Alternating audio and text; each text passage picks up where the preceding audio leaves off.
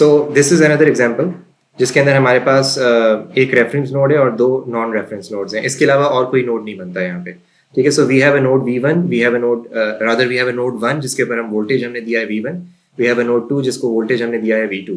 ठीक है, and consequently we can apply nodal analysis here. ये जो एग्जांपल है ना, ये थोड़ा सा मुझे पसंद नहीं है, द वे इट्स सॉल्व्ड पसंद नहीं है, क्योंकि they have again come up with currents and this is something that I want you to not do. I don't want you to look at I don't want you to label explicitly label certain currents when doing nodal analysis. ठीक है, I don't want you to do that. हम directly nodal analysis apply कर सकते हैं on these two nodes. मिसाल के तौर पे जो फर्स्ट नोड है उसके ऊपर मैं लिख सकता हूँ, if I consider all the currents that exit the node, तो minus I1 plus V1 divided by R1, that's this current here, plus V1 minus V2 divided by R2 equals 0. This is my equation 1. How many equations, by the way, do I need in this problem in order to perform nodal analysis? Exactly, I need two, नहीं 3 क्यों? There are two nodes and two unknown node voltage variables. ठीक है, जी nodes के हिसाब से nodal analysis है तो हमने ये देखना है कि कितने नोड वोल्टेजेस हैं अननोन, बस उसके हिसाब से हमने नंबर ऑफ इक्वेशंस एस्टैब्लिश करनी है। तो हमें 2 ही चाहिए, एक यहाँ पे मैंने ऑलरेडी कर लिया आपके लिए। ठीक है, दूसरी भी बड़ी स्ट्रेट फॉरवर्ड है, यहाँ पे हमने बनानी है इक्वेशन।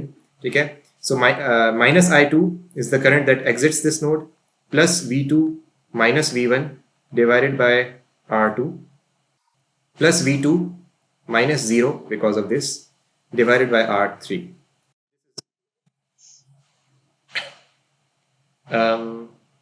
एक मिनट जरा, मैं शायद कोई गलती कर गया हूँ। बहरहाल दिस इज सेकंड इक्वेशन। ऊपर वाले में आप बिल्कुल ठीक कह रहे हैं, शायद मैंने कोई गलती की है। Let me see, minus I1 plus V1 divided by R1 plus V1 minus V2 divided by R2, बिल्कुल ठीक है। एक और माइनस I2 भी होगा, बिल्कुल सही है, क्योंकि एक फोर्थ ब्रांच भी है।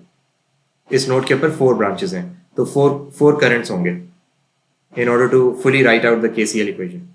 ठीक है, तो जो मैंने यहाँ पे काम किया है, जो 2 इक्वेशंस आपके सामने यहाँ पे हमने लिखी हैं एंड यू हैव फॉलोड, वो ये है कि हमने कोई I1, I2, I3 नहीं लिखा।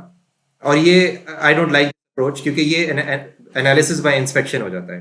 सो वो जो प्रिंसिपल्ड अप्रोच है ना, एक नोडल एनालिसिस वाला, वो हम यहाँ पे दोबारा से जो है ना निगेट कर रहे हैं। मतलब why do we explicitly need to write out the equation for Ohm's law? Why cannot we directly say G V2 minus V0 divided by R3 and so on, या V1 minus 0 divided by R1। जी बिल्कुल ठीक है, plus आएगा, बिल्कुल सही है, minus I1 और plus I2। ठीक है, तो anyway moving on and let's see and try to solve this particular हाँ, ये वाला जो एग्जांपल है ना, इसको हम थोड़ा डिटेल में देखेंगे। वैसे तो यहाँ सॉल्व हुआ है और आंसर्स भी गिवन है, लेकिन I want to do this here. The reason is that कि this is the first example. अभी तक जो हम एग्जांपल्स कर रहे थे, हम उनके लिए नोडल इक्वेशंस तो लिख रहे थे, लेकिन जो रेजिस्टर्स हैं उनकी वैल्यूज स्पेसिफाइड नहीं थी, न्यूमेरिकल क्वांटिटीज। इस एग्जांपल, ये पहला एग्जांपल है जिसको हम टैकल करने लगे हैं, जिसके अंदर एग्जैक्ट वैल्यूज स्पेसिफाइड हैं and we have some time. हम इसको इंशाल्लाह करते हैं फुली। अच्छा जी, the thing is that in this circuit we have 3 nodes, node 1, node 2, node 3 and a reference node। ठीक है, इन नोड्स को हमने वोल्टेजेस दे दिए V1, V2, V3 and we can identify different currents। लेकिन जैसे मैंने आपको कहा कि when you are doing nodal analysis, तो एक Ix तो गिवन है जिसकी हमें शायद वैल्यू निकालनी है। अगर हो सकता है क्वेश्चन में पूछा गया हो जी निकालनी है, तो ठीक है निकाल लेंगे। लेकिन बाकी जो करंट्स है ना, इनको इस तरह से एक्सप्लिसिटली I1, I2, I3, ये थोड़ा सा ना एक I would say let me put it this way, बचकाना तरीका हो जाता है, क्योंकि we are ignoring nodal analysis and we are going back to analysis by inspection. मतलब अगर हमें एक्सप्लिसिटली ओम्स लॉ की इक्वेशंस लिखनी है बच्चों की तरह, तो फिर बात जो है वो खराब हो जाएगी। ठीक है, so let us ignore these currents and let us right out the different nodal equations. ठीक है, the 3 nodal equations that we'll have, क्योंकि 3 unknowns हैं तो 3 nodal equations ही होंगी। Okay, so let's see कि node 1 के ऊपर हम क्या कर सकते हैं। This is node 1, it's this one here। ठीक है, so if we consider all the currents that exit this node, -3 plus V1 minus V3 divided by 4 is the current that flows in this direction.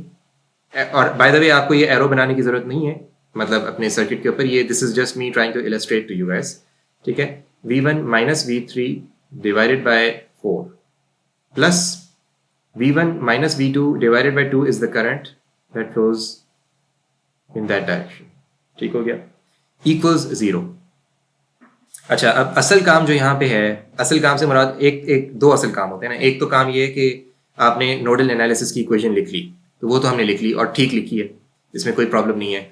आगे जो है ना आपने क्या करना है, इसको थोड़ा सा सिंप्लीफाई करना है इस इक्वेशन को, ठीक है. तो बेसिकली हमें एलसीएम लेना पड़ेगा, 4 नीचे लिखना पड़ेगा, ठीक है, एंड यहाँ पे आ जाएगा -12 और subsequently basically V1 minus V3 plus 2V1 minus 2V2 equals 0. इस तरह की कोई कहानी करनी पड़ेगी. उसके बाद मजीद इसको सॉल्व करके जो अल्टीमेटली आपके पास सिचुएशन आएगी ना, वो आएगी 3V1 minus 2V2 minus V3 equals 12. और इसको आप कहेंगे इक्वेशन 1. इसको कोई इक्वेशन 1 नहीं कहेगा भाई, ये गलत हो जाएगा, क्योंकि this is just an intermediate result. ये अभी कॉम्प्रिहेंसिवली आपने इस तरह इस फॉर्म में इसको लेकर नहीं आए. This is the form that is required. Why is this form required? Anybody from the class? Coefficients बिल्कुल सही है. और इक्वेशंस जो, अच्छा ये आप लोगों ने देखना है कि आपका कैलकुलेटर क्या चाहता है. Does it want 3V1 minus 2V2 minus V3 equals 12 और does it want 3V1 minus 2V2 minus V3 minus 12 equals 0? तो कौन सा कन्वेंशन वो फॉलो कर रहा है, ये आप लोगों ने खुद थोड़ा सा इसको देख लीजिएगा और आइडेंटिफाई कर लीजिएगा कि आपका कैलकुलेटर क्या करता है, ताकि फिर आपको बाद में इम्तिहान में प्रॉब्लम ना हो.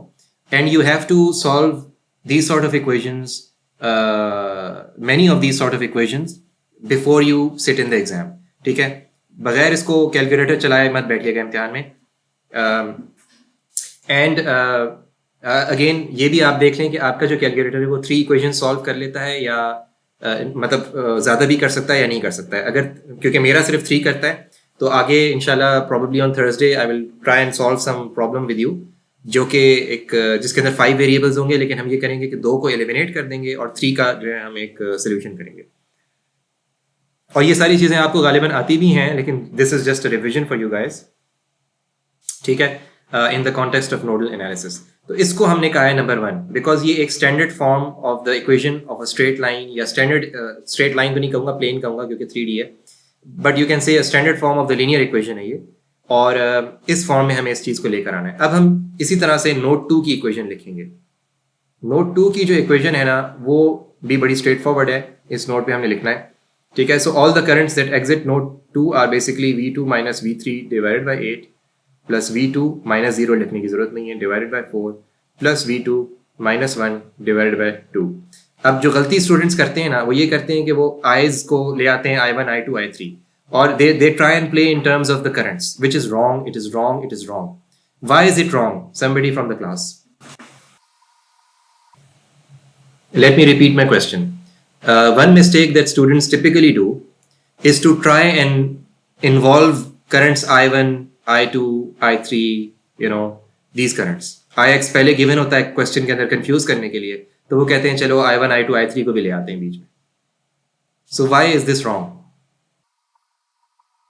देखें, V2 minus V3 divided by 8 जो मैंने यहाँ पे लिखा है, ठीक है, V2 minus V3 divided by 8, this is equal to I2. इसमें कोई प्रॉब्लम नहीं है. तो आप कहेंगे कि जी मैं I2 लिख लेता हूँ. सर आप V2 minus V3 divide by 8 लिखें, बात तो एक ही है. तो आपको क्या प्रॉब्लम है अगर मैं I2 लिख लेता हूँ? देखें, प्रॉब्लम है, और वही मैं आप लोगों से पूछ रहा हूँ कि क्या प्रॉब्लम है, क्योंकि मैं ये एक्सप्लेन कर. जी देखें, यस हम नोडल एनालिसिस कर रहे हैं, लेकिन असल जो प्रॉब्लम आएगी ना, वो ये आएगी कि आपकी जब इक्वेशंस बनेगी ना, तो वो 3 इक्वेशंस होंगी इन हंड्रेड्स ऑफ वेरिएबल्स. तो you have to be very careful. You need 3 equations in precisely 3 variables, and those 3 variables need to be precisely identified. और नोडल एनालिसिस है तो उसके अंदर करंट का कोई काम नहीं है, मतलब करंट वेरिएबल का कोई काम नहीं है, उसके अंदर नोड वोल्टेजेस का काम है. This is a standard technique, ठीक है. अब इसमें बेकार में अगर मैं I2 बीच में ले आऊँ या Ix को बीच में ले आऊँ, और स्टूडेंट्स लाते हैं, ठीक है, because they are not paying attention to my lecture और वट एवर, स्टूडेंट्स लाते हैं बीच में, और वो जब लाते हैं तो फिर उनका कैलकुलेटर क्योंकि सॉल्व नहीं कर पा रहा होता है, एंड में उनको जो है ना 0 = 0 मिल रहा होता है इम्तिहान में. ठीक हो गया। ये इसके ऊपर डब्बा भी होता है खूबसूरत सा यूं करके। तो ये चीज़ अगर आप करेंगे ना तो ऑब्वियसली जो है वो मैं इनके बीच में ना एक स्माइली बना दूंगा यूं करके, आपके जो जीरोज होंगे ना। अच्छा खैर note 2 V2 minus V3 divide by 8 plus V2 divide by 4 and so on. इसके अंदर कोई करंट बीच में नहीं है, ठीक है। Yes V2 minus V3 divide by 8 is a current, लेकिन I don't really care about that current, I care about the node voltages. इसको जब आप सॉल्व करेंगे ना तो फिर you will come to the conclusion के जस्ट अ मिनट, एक मिनट ज़रा। नोट 2 ये है V2 minus V3 divide by 8 plus V2 divide by 4, V2 minus this is V2 minus V1, ठीक है। अच्छा इसको जब आप सॉल्व करेंगे तो what you get is 4V1 minus 7V2 plus V3 equals 0। This is your equation 2। ये solve करने के बाद, इस तरह सिंप्लीफाई करने के बाद आपने इक्वेशन 2 लिखना है। इसको इक्वेशन 2 नहीं कहना आपने, ये गलत हो जाएगा। आप चाहें इसको A कह दें, B कह दें, जो कहना कहें, लेकिन 2 ना कहें, ठीक है, क्योंकि this is not the equation that has resulted from note 2। इसी तरह से नोट 3, बेसिकली नोट 3 की इक्वेशन हम लिख सकते हैं। Let's go ahead and do that. Note 3 की बड़ी अगेन बड़ी सिंपल सी इक्वेशन है। 2ix is the current that leaves note 3। बल्कि इसको मैं क्लियर कर देता हूँ। Let me write out the first two equations that we have obtained. 3V1 minus 2V2 minus V3 equals 12. This is 1. Then you have 4V1 minus 7V2 plus V3 equals 0. This is 2. अच्छा चलें खैर, note 3 के लिए जो है हम equation लिखने लगे हैं। नोट 3 जो है वो ये है, और उसके अंदर एक करंट जो एग्जिट हो रहा है वो डाउनवर्ड है, which is equal to 2ix, ठीक है। 2ix एग्जिट्स, ठीक है, and V3 minus V2 divided by 8 is the current that exits in this direction, and the current that exits in this direction is basically V3 minus V1 divided by 4 equals 0. Acha, the thing is that we have a fourth variable here, which we obviously need to eliminate right here, right now, ताकि हमारा calculator manage कर सके 3 equations and 3 unknowns को। तो कैसे eliminate करेंगे? What is ix? Exactly, so this is V1 minus V2 divided by 2. We should eliminate it right here, right now. Plus V3 minus V2 divided by 8 plus V3 minus V1 divided by 4, all this equals to 0. और इससे जो आपकी equation बनती है एक overall, जो कि मेरे हिसाब से बनती है, वो ये है 6V1 minus 9V2 plus 3V3 equals 0. This is your equation 3, ठीक है। तो ये जो आपकी इक्वेशंस है ना स्टैंडर्ड फॉर्म में, standard form of the equation of a linear equation, of the rather the general form of a linear equation, वो ये हैं, ठीक है। जब आप ये कर लेंगे तो फिर आप सिंपली प्लग एंड प्ले कर सकते हैं अपने कैलकुलेटर में, and in a matter of less than a minute you will have answers. The answers are going to be equal to, यही होंगे आपके पास। Basically this is going to be equal to 24 divide by 5 या फिर 4.8। V2 is going to be equal to 12 divided by 5, 2.4. This is going to be 2.4, and V3 is going to be minus 2.4, ठीक है। और इनके ऊपर आपने डब्बे बनाने हैं, लाजमी बनाने हैं, ठीक है, डब्बा बनाना नहीं भूलना है, ठीक है जी। तो ये बेसिकली इस तरह से एक नोडल एनालिसिस का एक कंप्लीट क्वेश्चन सॉल्व होता है। Any questions? 2ix की वैल्यू हमने कैसे पुट की है? देखिए 2ix आया तो यहाँ से, ये तो सबको पता है। ix क्या है? ये लेबल्ड है, ये जो ओरिजिनली सर्किट हमें गिवन था ना उसके अंदर लेबल्ड था ix, because 2ix is a current controlled current source. Why is it a current source? Because there is an arrow inside, therefore it is a current source. Why is it controlled by some current? Because यहाँ पे 2ix लिखा हुआ है और ix is given to be a current, ठीक है। तो एक करंट है ix जो कि कंट्रोल कर रहा है इस सोर्स को, therefore it is a current controlled current source, ठीक हो गया। 4 टाइप्स के होते हैं, voltage controlled current source, current controlled current source, voltage controlled voltage source and current controlled voltage source. So this is current controlled current source.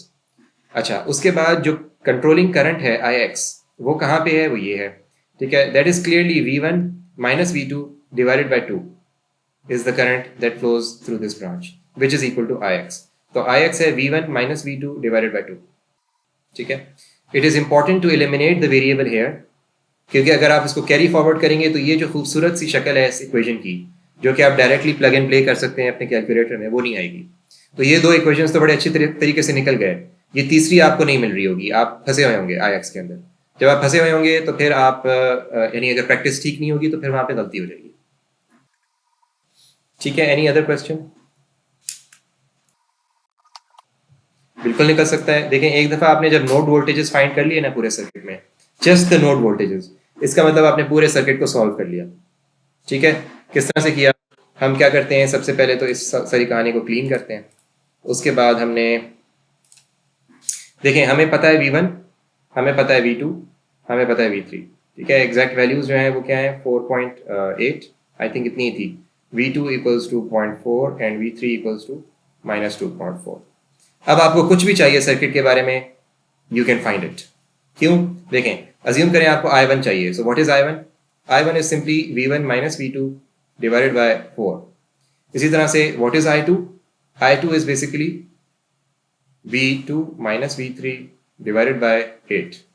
अब देखें, जब हमने V3 के लिए नोडल इक्वेशन लिखी थी ना, तो हमने इस करंट को भी कंप्यूट किया था, विच इज -I2, लेकिन हमने उसके साथ कोई, क्योंकि हमने I2 उसको कहा नहीं था, लिहाजा हमें प्लस माइनस साइंस की टेंशन नहीं थी। हमने सिंपली कहा था V3 minus V2 divided by 8 is some current that exits node 3 in the leftward direction। बस इतनी सी बात थी। Anyway, so you can find any current in the circuit in this manner। अगर आपको किसी पर्टिकुलर रेजिस्टर या एलिमेंट का voltage find करना है, मिसाल के तौर पे you want to find out the voltage of the 4 ohm resistor, तो V4 ohm is equal to V1 minus V3, बस। इसी तरह से अगर आपको पावर फाइंड करना है फॉर दिस रेजिस्टर हेयर, तो P4 ओम, ये वाला 4 ओम जो है, उसका पावर क्या होगा? It's going to be V square divided by R। What is the V here? It's V2, वो हमें पता है, R भी पता है 4, आपको पावर पता चल जाएगा। So you can find anything once you know the node voltages, ठीक है। अगला जो हमारा टॉपिक है वो है बेसिकली सुपर नोड, और उसको हम इंशाल्लाह टैकल करेंगे थर्सडे को। And right now what we will do is to, before we end the session, just let me quickly tell you कि सुपर नोड में होता ये है कि you have a voltage source between two non reference nodes, उसको फिर हम super node कहते हैं। अगर तो you have a voltage source between a non reference node, मतलब node 3 and a reference node like this, तो फिर वहां पे सुपर नोड हम बना भी सकते हैं चाहें तो, लेकिन जरूरत नहीं है, क्योंकि clearly V3 is equal to -15 volts.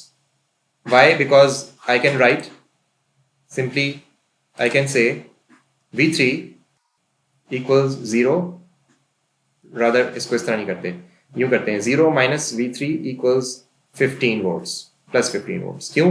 देखें, 0 minus V3 मतलब पॉजिटिव प्रोब यहाँ पे DMM का, नेगेटिव प्रोब यहाँ पे, आपको क्या मिल रहा है? +15, ठीक है। अगर आप पॉजिटिव प्रोब यहाँ रखेंगे और नेगेटिव प्रोब यहाँ पे रखेंगे तो आपको -15 मिलेगा, ठीक है। वो भी लिख सकते हैं, we can say V3 minus 0 equals -15, और यहाँ से आपको क्लियरली मिल जाता है V3 इक्वल्स -15, ठीक है। V3 is 15 volts lower than the reference. The reference is 15 plus 15 volts above V3। तो किसी भी तरह के तरीके से आप देखना चाहते हैं, इन अदर वर्ड्स बेसिकली आपको एक नोड वोल्टेज ऑलरेडी यहीं का यहीं मिल जाता है।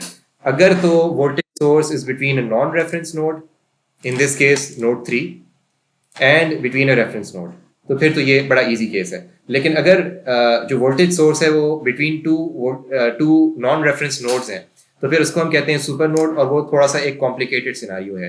Question for the class, why is this scenario complicated? ये वाला जो है, नहीं,